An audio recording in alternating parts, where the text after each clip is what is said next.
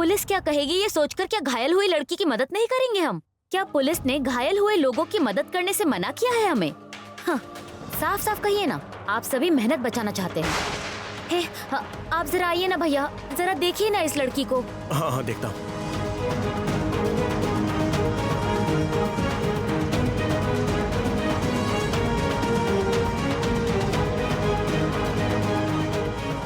नहीं, ऐसा लग तो नहीं रहा है कि जिंदा है। पल्स नहीं चल रही है।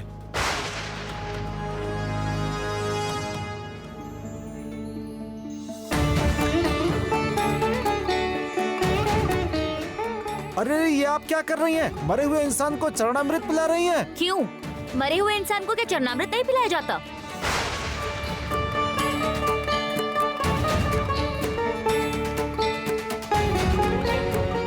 इसने मेरा आंचल पकड़ा हुआ है, देखो।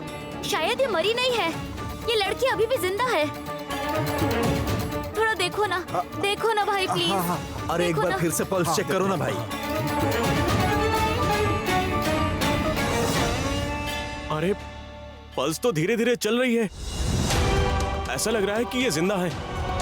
इसे जरा हॉस्पिटल ले जाओ ना भाई, शायद वो बच जाएगी। उसे पास के हॉस्पिटल ले जाइए। हॉस्पिटल? देखिए ना, मेरे पास समय नहीं है, मुझे कहीं जाना है।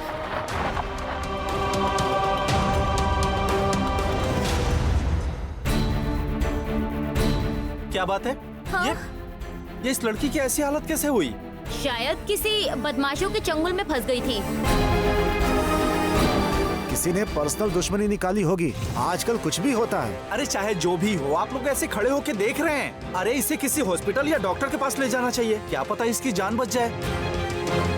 डॉक्टर के पास? वो हम इसे जानते नहीं हैं। अरे क्या जान पहचान नहीं है? क्या बोल रही हैं आप? हैं? जान पहचान नहीं है? एक लड़की यहाँ घायल हालत में सड़क पे पड़ी हुई है और आप कह रहे हैं जान पहचान नहीं है। आज अगर आपके साथ ऐसी घटना हो जाती है और आपकी कोई मदद नहीं करता तो कैसा लगता है आपको? हैं? कैसा लगता है आपको? और ये एक इंसान है, ये इसकी पहचान है, और क्या पहचान चाहिए आपको? चलिए जाने दीजिए ये बातें। यहाँ आसपास कोई हॉस्पिटल या दवाखाना कुछ है, बता सकते हैं आप लोग? हाँ, यहाँ पास में ही एक अस्पताल है ना? अच्छा ठीक है, आप लोग जरा इसे पकड़कर मेरी गाड़ी में ले चलिए, मैं टैक्सी चलाता हूँ। प्लीज इन्हें हॉस्पिटल ले चलने में मेरी मदद कीजिए प्लीज।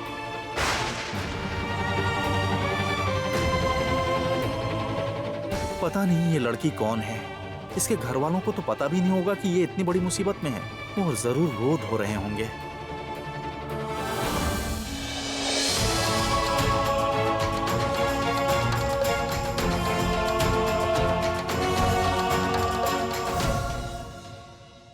डॉक्टर साहब, पेशेंट बच तो जाएगी ना? सर पे चोट लगी है ना, इंटरनल डैमेज कितना हुआ है ऐसे नहीं कह सकते हैं।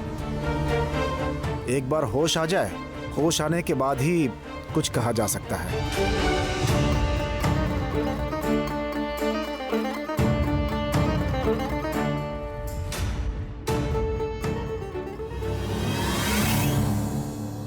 ईशान, इस गांव में जहां जहां गौरी को ढूंढ पाना संभव था हमने सब जगह ढूंढ लिया है।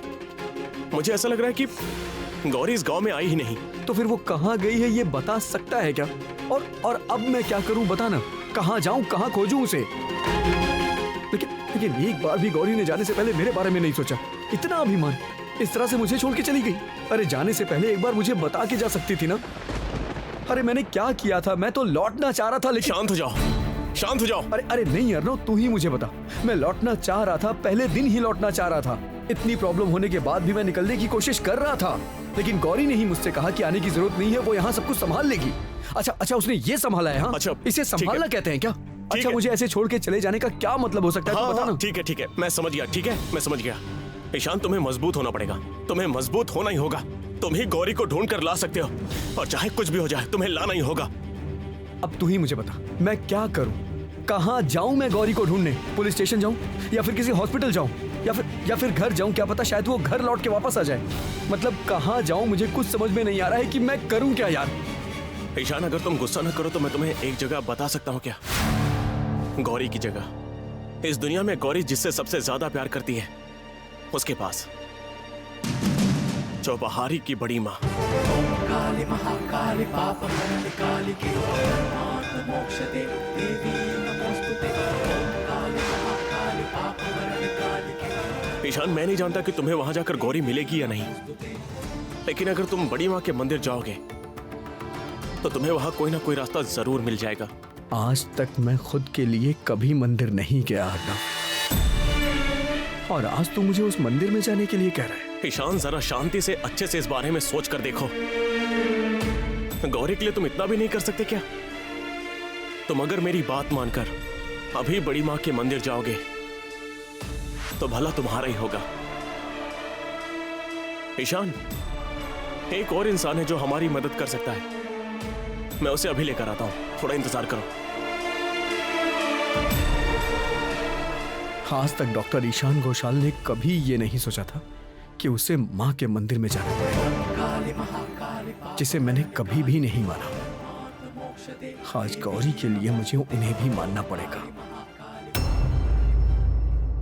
आप समझ नहीं रहे हैं पापा, वहाँ पर क्या हो रहा था आपको नहीं पता है क्योंकि आप वहाँ नहीं थे, लेकिन मैं तो थी। मैंने देखा है, मैं जानती हूँ।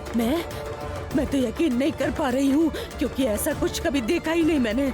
मैं तो सोच भी नहीं सकती।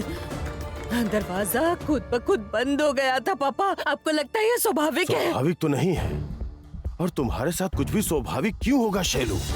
तुम देवी की अंश हो।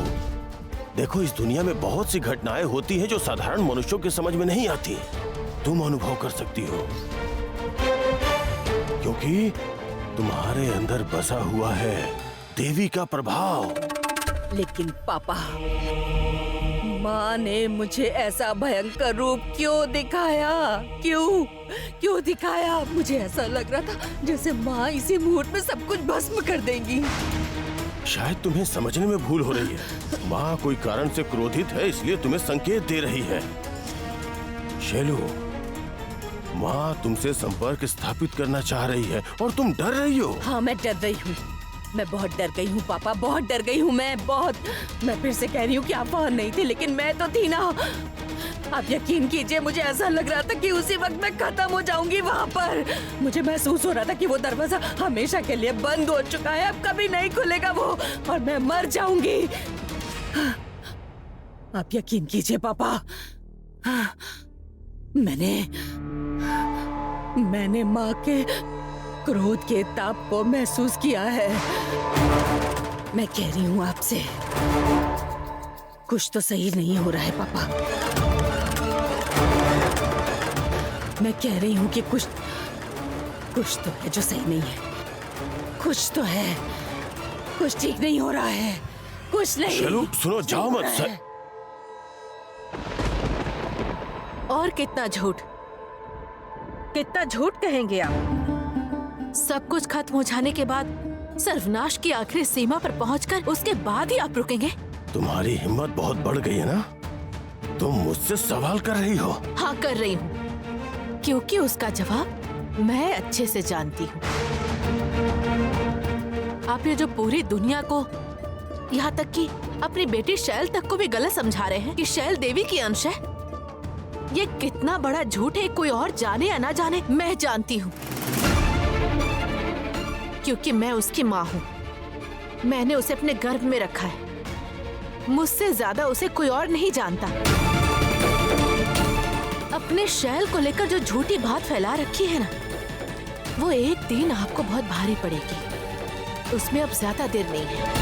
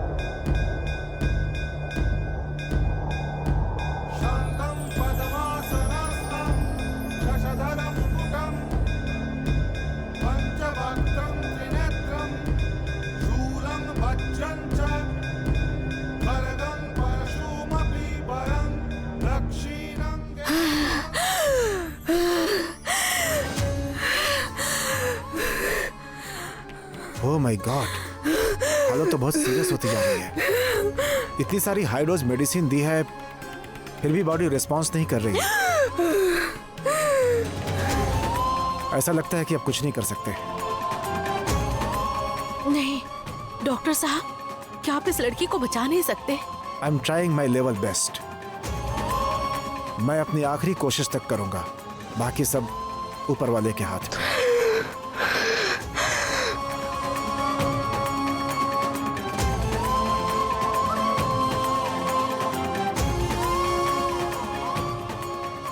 मुझे नहीं पता है कि गौरी यहां आकर किससे बात करती थी और क्या बात करती थी। मैंने कभी नहीं सोचा था कि एक दिन मुझे इस मंदिर में आके खड़ा होना पड़ेगा। मैं बस यहां इस उम्मीद से आया हूं कि शायद मुझे यहां गौरी मिल जाए, लेकिन यहां आने के बाद मुझे निराशा ही मिली।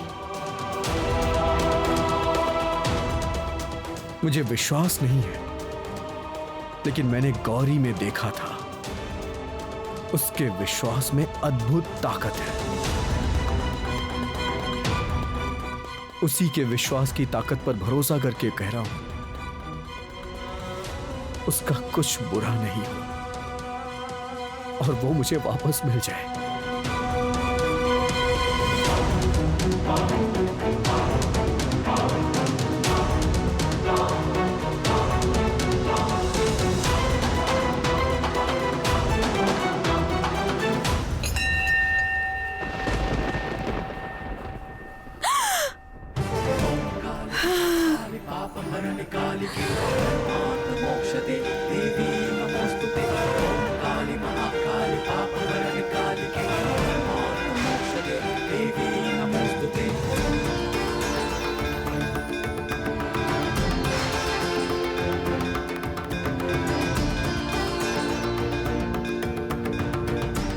डॉक्टर साहब,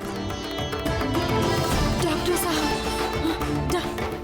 मुझे डॉक्टर साहब के पास जाना है। मैं ही डॉक्टर हूं, तुम्हें क्या तकलीफ है बताओ तो।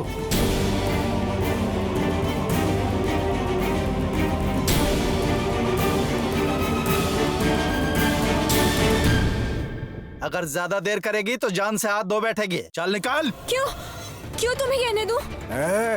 ये तो ड्रामेबाजी कर रही है, आराम से निकाल वरना सारे गहने छीन लूंगा। भीड़ जमा हो जाएगी, इतना टाइम क्यों लगा रही है? अरे ये भाग रही है। रोक तेरी रोक।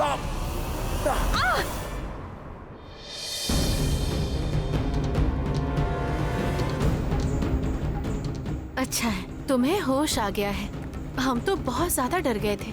तुम्हारा नाम क्या है? गौरी। गौरी? गौरी, तुम्हारा घर कहाँ है? तुम्हारे घर वालों को खबर पहुंचानी होगी।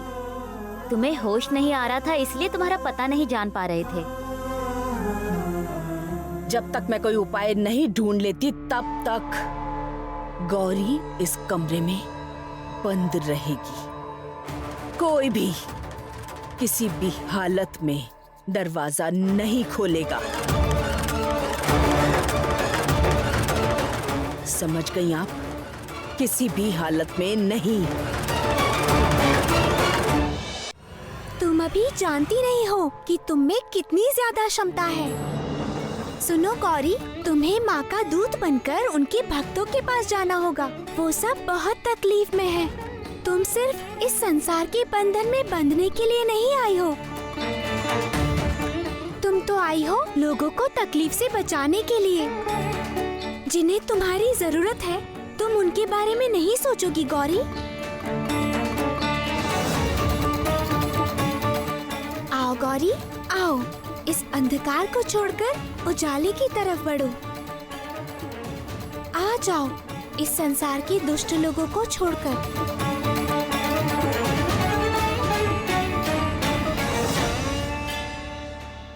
मेरा तो कोई नहीं है यहाँ। स्ट्रेंज, कोई नहीं है? तुम्हें ले जाने कोई नहीं आएगा? जो लोग मेरे अपने हैं वो तो ये जानते ही नहीं है कि मैं कैसी हूँ और कहाँ पर हूँ, कैसी हालत में हूँ, और मैं किसी को बुला भी नहीं सकती। देवी माँ ने कहा था कि सही समय आने पर मैं उनसे मिल ही लूंगी। तुम्हारे सगे संबंधी जान पहचान वाला कोई भी नहीं है? नहीं, मेरा यहाँ कोई भी नहीं है, मैं अकेली ही हूँ। ऐसे में हम क्या कर सकते हैं? अगर इनका एड्रेस पता होता तो घर में जानकारी दे देते। जिसका कोई नहीं है उसके बारे में क्या बताएं? तो अब हम लोग चलते हैं। जा रहे हैं, लेकिन मैं तो बहुत मुसीबत में फंस जाऊंगा। यहाँ तो सिर्फ प्राथमिक चिकित्सा हुई है। चोट इतनी गहरी है कि इन्हें ऑब्जर्वेशन में रखना होगा, और यहाँ पर वैसी व्यवस्था नहीं है। इनका कुछ दिनों तक अच्छे से ख्याल रखना होगा, और इनके लिए बहुत अच्छी दवाइयों की व्यवस्था भी करनी होगी। हम समझ रहे हैं डॉक्टर साहब, पर हम किसी अनजान लड़की को घर कैसे लेकर चले जाएं? मेरे घर में रहने की कोई उचित व्यवस्था भी नहीं है। अब चलती हूँ, काफी देर हो गई है। सुनो बेटी, तुम तो हमें किसी अच्छे घर की बहू लग रही हो। खुद की घर गृहस्थी छोड़कर भला ऐसे कोई निकल आता है क्या? देखा ना, आज तुम कितनी बड़ी मुसीबत से बच गई हो। तुम्हारे घर वाले पक्का तुम्हें बहुत परेशान होकर ढूंढ रहे होंगे। अभी तक यहीं खड़ी हो, बेशर्म कहीं की। हाँ, तुम इस घर की दहलीज कभी पार न कर पाओ। आज उसका इंतजाम मैं खुद करूंगी। निकल जाओ यहाँ से, निकल जाओ यहाँ से।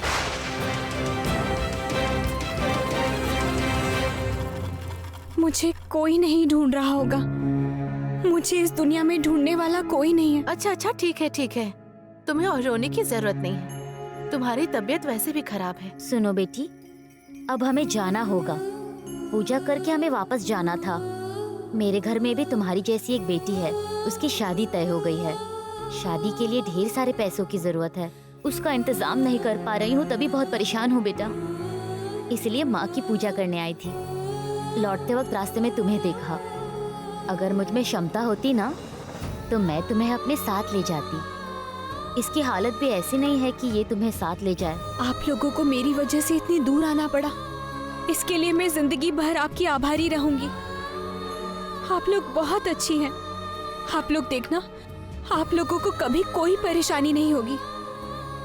और आप देखना, आपकी बेटी की शादी में कोई रुकावट नहीं आएगी। हाँ, आ रही हूँ।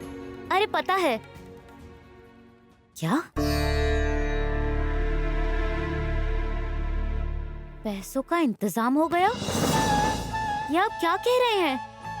हाँ, मैं अभी आ रही हूँ, अभी तुरंत आ रही हूँ। तुम बहुत अच्छी लड़की हो। तुम्हारे मुंह से जैसे ही शब्द निकले, मेरी सारी परेशानियाँ दूर हो गई। सभी कुछ तो देवी माँ करती हैं, सब उन्हीं की कृपा है। आप जाइए, आपकी बेटी जरूर आपका इंतजार कर रही होगी। और आप भी जाइए, और अब मैं बेहतर महसूस कर रही हूँ। डॉक्टर साहब, चलते हैं। जिसका कोई नहीं होता, उसका भगवान होता है। इस लड़की को जरूर कोई लेने आएगा, देखना। जरूर कोई ख्याल रखेगा।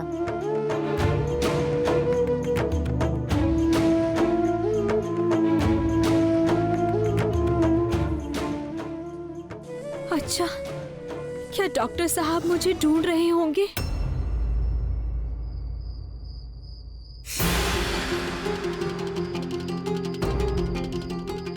उसका फोन भी नहीं लग रहा है, पता नहीं कहाँ चली गई। डॉक्टर साहब। हाँ डॉक्टर साहब, आप यहाँ पे? मुझे छोटे डॉक्टर साहब से सब कुछ पता चल गया है। डॉक्टर साहब, आप बिल्कुल फिक्र मत कीजिएगा, गौरी को कुछ नहीं होगा। अरे वो कोई ऐसी वैसी लड़की नहीं है। मुझे तो समझ में ही नहीं आ रहा कि आखिर ये सब हुआ कैसे। पर आपकी जो बुआ है ना, उनकी वजह से कुछ भी हो सकता है। मतलब आप मेरी बुआ के बारे में क्या कहना चाहते हैं? नहीं, वो सब छोड़िए। मैं कह रहा हूँ कि मैं स्वर्ग नरक पाताल सब एक कर दूंगा। गौरी जहाँ भी होगी मैं उसे ढूंढ निकालूंगा। सनातन चाचा, हम इसीलिए तो आपके पास आए हैं। गौरी अपनी बड़ी माँ के पास भी नहीं आई। अच्छा, वो कहाँ जा सकती है, कुछ बता सकते हैं आप लोग? मुझे भी यही समझ में नहीं आ रहा। गौरी वैसी लड़की नहीं है। अरे तुम लोग हाँ करके मेरा मुंह क्या देख रहे हो? अरे मेरे पीछे पीछे जाने की कोई जरूरत नहीं है। तुम लोग गौरी को कहीं से भी ढूंढो, और बाकी जिन लोगों को भेजा गया है वो चले गए ना। नहीं, तुम लोग और देर मत करो। जाओ, जहाँ भी हो गौरी की खबर लेकर आओ। जाओ, इसी वक्त जाओ। अच्छा सुनिए, वो ईशान, हाँ? मैंने सारे हॉस्पिटल में पता किया है, गौरी कहीं भी नहीं है, सभी जगह बता दिया है। जैसे ही किसी को गौरी के बारे में पता चलेगा वो तुरंत हमें बताएंगे। कौन कब बताएगा, इस पे भरोसा करके हम बैठ नहीं सकते हैं अर्नव। बल्कि मैं तो टेंशन में पागल हुआ जा रहा हूँ। अरे कोई मेरे मन की हालत को समझता क्यों नहीं है? मैं किसी दूसरे पे भरोसा नहीं करना चाहता। जो करना है मुझे ही करना पड़ेगा।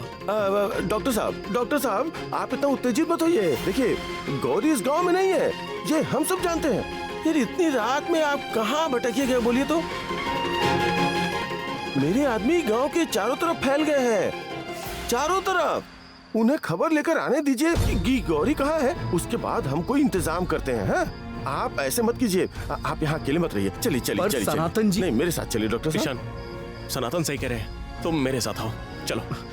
अरे क्या शैलू माँ ने गौरी के साथ बुरा किया है? पर वो तो कोई साधारण लड़की नहीं है, उसे नुकसान पहुंचाना क्या इतना आसान है?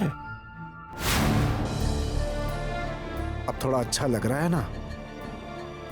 देखो बेटी, बहुत रात हो चुकी है और ये कोई बड़ा अस्पताल नहीं है, छोटा सा क्लिनिक है। यहाँ रहने की कोई व्यवस्था नहीं है। इतने से मैं क्लिनिक बंद करके मैं घर चला जाता हूँ, पर आज मैं क्या करूँ मुझे कुछ समझ में नहीं आ रहा है बेटी। मैं तुम्हें अकेले छोड़कर नहीं जा सकता ना बेटा। मैं यहाँ पर किसे बुलाऊं, मुझे कुछ भी समझ में नहीं आ रहा है।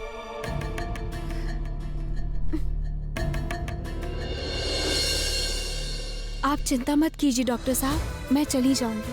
नहीं नहीं, ऐसा कैसे हो सकता है? ऐसी हालत में तुम कैसे जाओगी भला? मैं देखता हूँ क्या कर सकते हैं। और तुम जाने की बात कर रही हो, कहाँ जाओगी? तुमने तो कहा था कि तुम्हारा कहीं कोई घर भी नहीं है।